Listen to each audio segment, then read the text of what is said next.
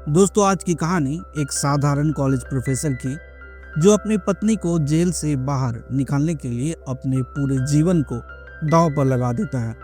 यह फिल्म हमें दिखाती है कि एक इंसान अपनी फैमिली के लिए कितना बड़ा रिस्क ले सकता है।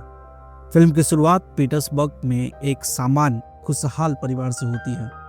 जॉन ब्रेनन एक कॉलेज में अंग्रेजी के प्रोफेसर हैं और उनकी पत्नी लारा एक सफल विज्ञापन एजेंसी में काम करती है। उनका एक छोटा बेटा है ल्यूक। उनकी जिंदगी बिल्कुल सही और सामान्य चल रही है, लेकिन एक सुबह अचानक उनकी जिंदगी बदल जाती है। पुलिस उनके घर आती है और लारा पर उनकी अपनी बॉस की हत्या का आरोप लगाती है। जुर्म की जगह पर लारा के फिंगरप्रिंट्स है, उसका खून लगा हुआ है और एक ऐसी एविडेंस है जिसने उसे वहां से भागते हुए देखा है। लारा पूरी तरह से इनकार करती है। उसका कहना है कि उसे कुछ याद नहीं है और वो बेकसूर है। कोर्ट केस चलता है और सभी सबूत उसके खिलाफ जाते हैं। उसे उम्र कैद की सजा सुनाई जाती है और उसे जेल भेज दिया जाता है। 3 साल बीत जाते हैं। जॉन अब अकेले अपने बेटे ल्यूक की परवरिश कर रहा है।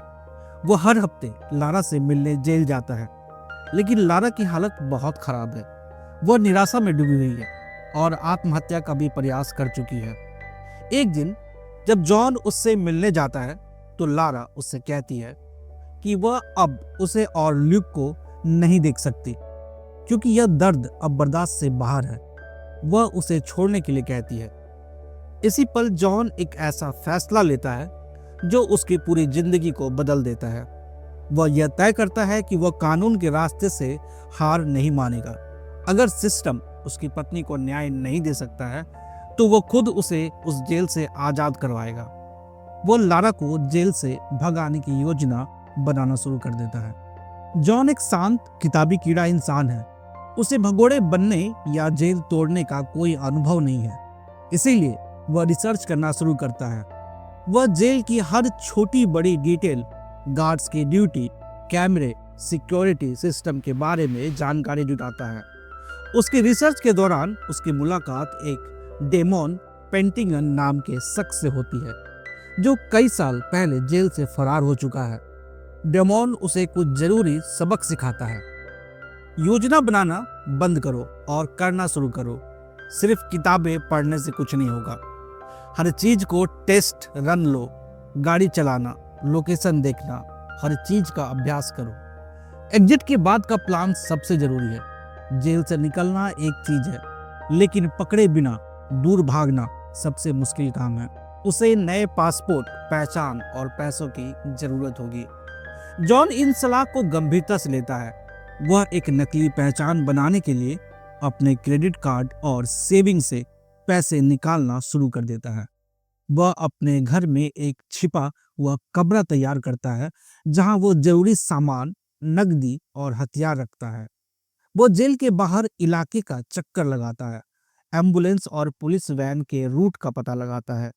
उसे पता चलता है कि जेल में मरीजों को ले जाने के लिए एक एम्बुलेंस आती जाती है।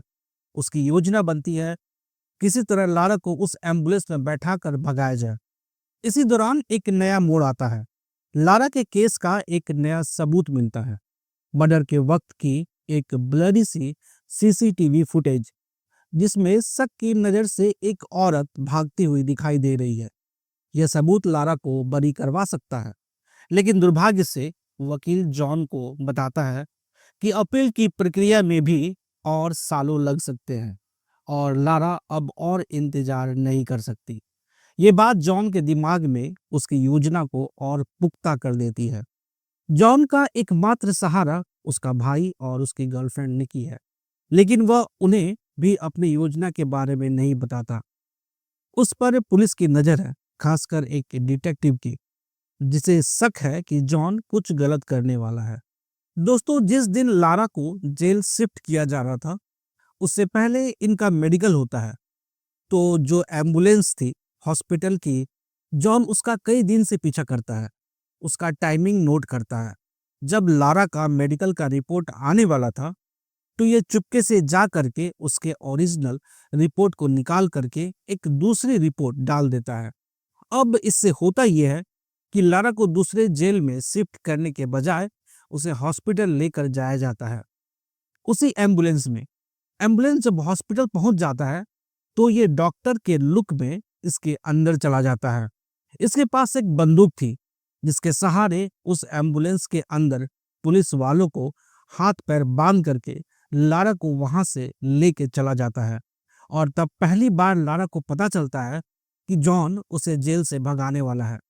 हालांकि वो मानती नहीं है, वो कहती है कि हम दोनों मारे जाएंगे, पर ये कहता है कि मैं अपने बच्चे को उसकी माँ और उसके डैड दोनों का प्यार देना चाहता हूँ। इसके बाद ये हॉस्पिटल में चले जाते हैं और तब तक पुलिस को इनके बारे में पता चल जाता है। कुछ पुलिस वाले उसके घर पर चले जाते हैं और कुछ हॉस्पिटल में उन दोनों को ढूंढते हैं। ये दोनों हॉस्पिटल में दिख जाते हैं। पुलिस वाले इनका पीछा करते हैं, पर ये सबको चकमा दे करके भागते रहते हैं।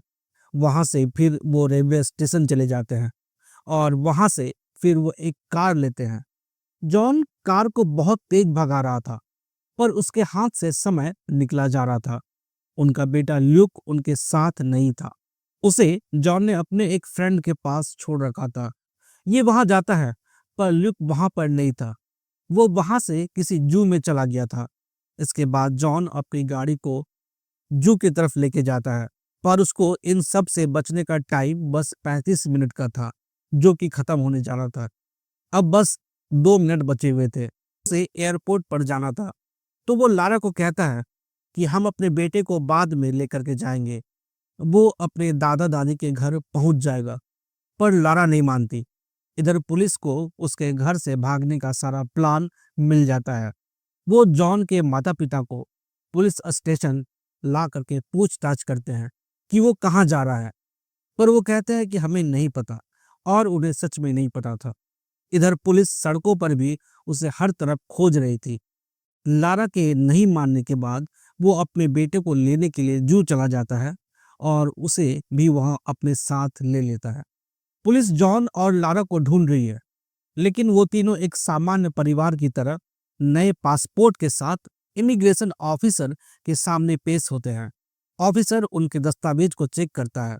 पल भर के लिए लगता है कि वो कुछ शक कर रहा है, लेकिन आखिरकार वो उनके पासपोर्ट पर मुहर लगा देता है। जॉन, लारा और ल्यूक विमान की सीढ़ियां चढ़ते हैं। नीचे जमीन पर डिटेक्टिव पहुंच जाता है, लेकिन तब तक बहुत देर हो चुकी थी। विमान का दरवाजा बंद हो जाता है और वह उड़ान भरता है। डिटेक्टिव एक अजीब सी मुस्कान के साथ खड़ा रह जाता है, शायद जॉन की हिम्मत को सलाम करते हुए। फिल्म का अंत एक खूबसूरत दृश्य के साथ होता है। वेनेजुएला के बीच पर लारा, जॉन और ल्यूक आजाद घूम रहे हैं। वो एक ऐसी जिंदगी जी रहे हैं जिसकी उन्होंने कल्पना भी नहीं की थी। वे सुरक्षित हैं, एक साथ हैं और आजाद हैं। प्यार और परिवार की ताकत। ये फिल्म दिखाती है कि एक इंसान अपने परिवार के लिए कितनी हद तक जा सकता है। जॉन एक शांत प्रोफेसर से एक खतरनाक अपराधी में बदल जाता है, सिर्फ अपने परिवार को बचाने के लिए। सिस्टम पर विश्वास की कमी। फिल्म न्यायिक प्रणाली की धीमी गति और खामोशियों पर सवाल उठाती है। जब सिस्टम ने काम नहीं किया तो एक आम आदमी खुद ही कानून को अपने हाथ में ले लेता है। पूरी फिल्म में निराशा का माहौल है, लेकिन जॉन कभी हार नहीं मानता। वो हर मुश्किल का हल ढूंढता है और अंत में सफल होता है। दोस्तों, द नेक्स्ट 3 डेज सिर्फ एक एक्शन थ्रिलर फिल्म नहीं है। यह एक इंसान के संघर्ष, उसके प्यार और उसकी जिद की कहानी है। रसेल क्रो के शानदार अभिनय ने जॉन के किरदार को जिंदा कर दिया है, जो एक आम आदमी की असाधारण हिम्मत को दर्शाता है। यह फिल्म दर्शकों के लिए सवाल पूछती है कि अगर आप जॉन की जगह होते तो आप क्या करते। दोस्तों, ये कहानी यहीं खत्म होती है। कहानी आपको कैसी लगी मुझे कमेंट करके जरूर बताइएगा। अगर आपको ऐसी कहानियां पसंद है तो चैनल को लाइक और सब्सक्राइब जरूर कीजिएगा। मिलता हूँ फिर किसी नई कहानी के साथ। अब तक कहानी को पूरा सुनने के लिए आप सभी का बहुत बहुत धन्यवाद।